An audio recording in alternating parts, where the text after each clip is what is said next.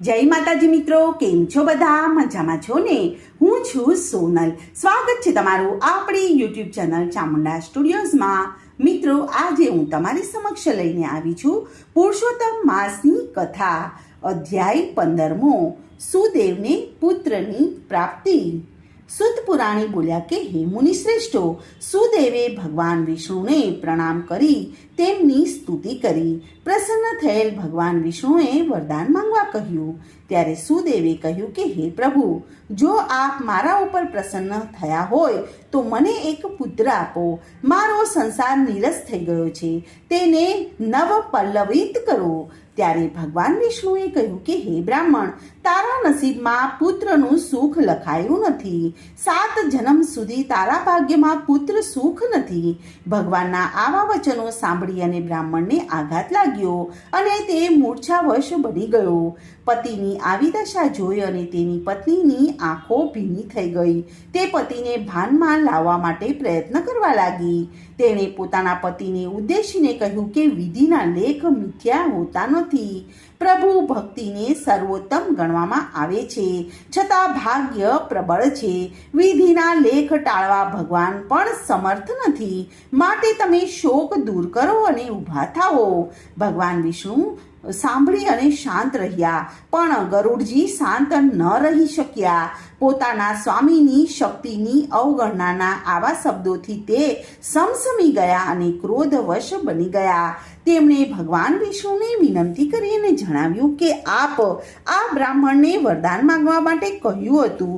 જ્યારે તે વરદાન માંગે છે ત્યારે આપ અશક્તિ દર્શાવો છો, તે યોગ્ય નથી. બ્રાહ્મણને તેની પત્નીનું દુઃખ આપ જોઈ શકો છો. આપ તો દયાળુ છો અને દીનબંધુ છો, દયા સિંધુ છો. ભક્તોના દુઃખ આપ સહન નથી કરી શકતા, તો આજે આપ શાંત કેમ છો? આપે આપેલું વચન જો મિથ્યા થશે તો આ જગતમાં મેણું રહી જશે. પછી આપની ઉપાસના કોણ કરશે? આપની કોઈ પૂજા નહીં કરે. માટે હે પ્રભુ, આ બ્રાહ્મણને હર કોઈ પ્રકારે તમે એક પુત્ર આપો. ત્યારે ગરુડની આવી વાત સાંભળી અને ભગવાન વિષ્ણુએ તેને કહ્યું કે જો તારી આવી ઈચ્છા હોય તો તું બ્રાહ્મણને પુત્ર આપીને તેની ઈચ્છા પૂર્ણ કર. તું મારું વાહન છે, હું તને આશીર્વાદ આપું છું. પોતાના માલિકના આશીર્વાદથી પ્રેરાઈને ગરુડે બ્રાહ્મણને કહ્યું કે મારા સ્વામીની આજ્ઞાથી હું તને એક પુત્રનું વરદાન આપું છું. તમારે ત્યાં મારા પોતાના અંશથી જ પુત્રનો જન્મ થશે. તે તમારા સંસારમાં સુખ અને શાંતિ આપશે. આમ કહી અને ગરુડ ભગવાન વિષ્ણુને પોતાની પીઠ ઉપર બેસાડી અને વૈકુંઠ ધામ લઈ ગયો. શ્રી બૃહનારદીય પુરાણના પુરુષોત્તમ મહાત્મ્યનો સુદેવને પુત્રની પ્રાપ્તિ નામનો 15મો અધ્યાય સંપૂર્ણમ. હવે આપણે સાંભળીશું પુરુષોત્તમ માસની પાવન કથા, ભોળી ભરવાડની કથા. એક નાનકડું એવું ગામ હતું. તેમાં થોડાક ખોરડાઓ હતા, જેમાં બ્રાહ્મણોની વસ્તી વધુ હતી. એક પટેલ, ભરવાડ, કોળી અને ઠાકરડા, વણકર, મોચી, સુથાર બધા વર્ણનો સમાવેશ થઈ જતો હતો. મર્યાદિત વસ્તીને લીધે દરેકને 2 પૈસા રળવા માટે આજુબાજુના ગામોમાં જવું પડતું હતું. ગામની બાજુમાં થઈને નદી વહેતી હતી, તેમાં થોડું થોડું પાણી રહેતું હતું. આથી બીજા ગામમાં જવા અને આવવામાં તકલીફ પડતી ન હતી. આમ આ ગામમાં 2-4 ભરવાડના ઘર હતા. તેમાં એક ઘરમાં ભરવાડ અને તેની પત્ની ભરવાડણ રહેતા હતા. થોડા ઢોર અને ઢાંખર હતા. તે લઈને ભરવાડ તેમને ચરાવવા માટે લઈ જતો હતો. જ્યારે ઘરના કાર્યમાંથી નવરી પડે એટલે ભરવાડણ પણ બાજુના ગામમાં દૂધ વેચવા જતી હતી. તેનું નામ ભોળી હતું. તે સાચે જ ભોળી હતી. પુરુષોત્તમ માસ આવ્યો. ગામના લોકોએ પુરુષોત્તમ વ્રત ચાલુ કર્યું, એટલે ભોળીએ પણ બધાની સાથે સાથે પુરુષોત્તમ માસ નાહવાનું વ્રતનું ચાલુ કર્યું. તે રોજ સવારે વહેલી ઉઠે, નદીએ નાહવા જાય અને કથા વાર્તા સાંભળે. આમ કરતાં કરતાં પુરુષોત્તમ માસ પૂરો થયો, ઉજવણાનો દિવસ આવ્યો. ભોળી તો મૂંઝાણી. તેણે એક બ્રાહ્મણને જમાડવાનો વિચાર કર્યો. ભોળી આમંત્રણ આપવા ગઈ. એક બ્રાહ્મણને ત્યાં ગઈ. તેણે જમવા માટે આવવા માટે ના પાડી. બીજા બ્રાહ્મણ પાસે ગઈ. તેણે પણ ના પાડી. તેને ત્યાં કોઈ પણ બ્રાહ્મણ જવા માટે તૈયાર ન હતો, કેમ કે બ્રાહ્મણો જાણતા હતા કે ભોળીને ત્યાં જમવા જઈશું તો ભોજનમાં ઘેંસ અને છાશ જમવા માટે મળશે. આથી કોઈએ પણ આવવા માટે બધાએ હા પાડી નહીં. બ્રાહ્મણને જમાડ્યા વગર વ્રત કેવી રીતે પૂરું થાય? આમ વિચારીને નિરાશ થઈ ગઈ. તે તો 2 દિવસ સુધી જમી પણ નહીં, ઘરનું કંઈ કામકાજ પણ કર્યા વગર, અને નિરાશ વદને તે 2 દિવસ સુધી બેસી રહી. તે મનમાં ને મનમાં પુરુષોત્તમ ભગવાનને યાદ કર્યા કરતી હતી.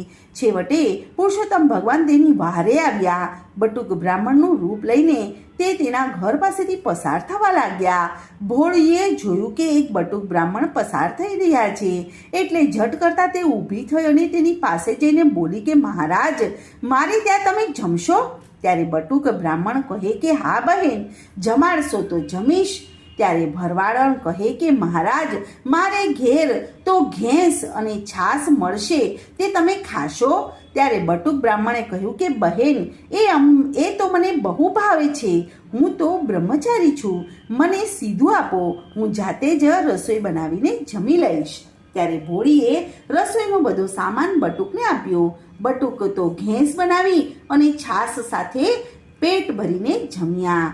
બાકી થોડી પ્રસાદી હતી તે ભરવાડણ માટે રહેવા દીધી. ભોળીને બ્રાહ્મણ પોતાને ત્યાં જમ્યા, જેથી ઘણો આનંદ થયો. તેણે મનોમન પુરુષોત્તમ ભગવાનનો આભાર માન્યો. તેણે યથાશક્તિ બટુકને દાન કર્યું.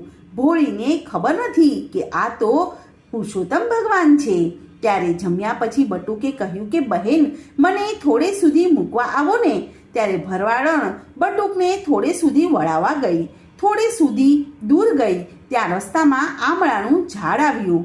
બાળ સ્વભાવ મુજબ બ્રહ્મચારી તો આ આમળાના ઝાડ ઉપર ચડી જઈ અને ઝાડને જોર જોરથી હલાવવા લાગ્યા.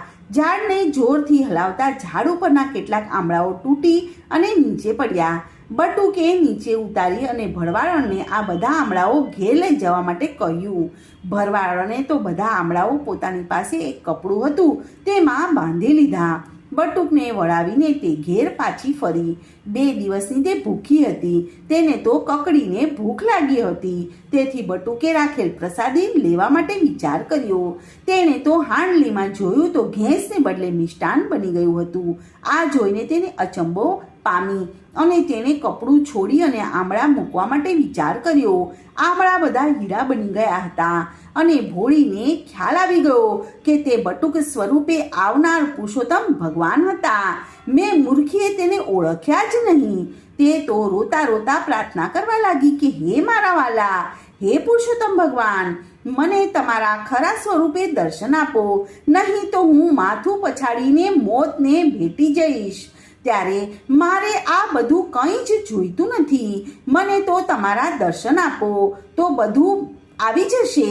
હું કેવી આંધળી કે હું તમને ઓળખી ન શકી. મારી ઉપર દયા લાવો અને મને દર્શન આપો. ભોળીના આવલો પાતથી ભગવાન પુરુષોત્તમ ભગવાન સ્વયં પ્રગટ થઈ અને તેને આશીર્વાદ આપ્યા અને ભોળીનો અવતાર સફળ થયો. બોલો પુરુષોત્તમ ભગવાનની જય. કાઠાગોર માત કી જય. કૃષ્ણ કનૈયા લાલ કી જય.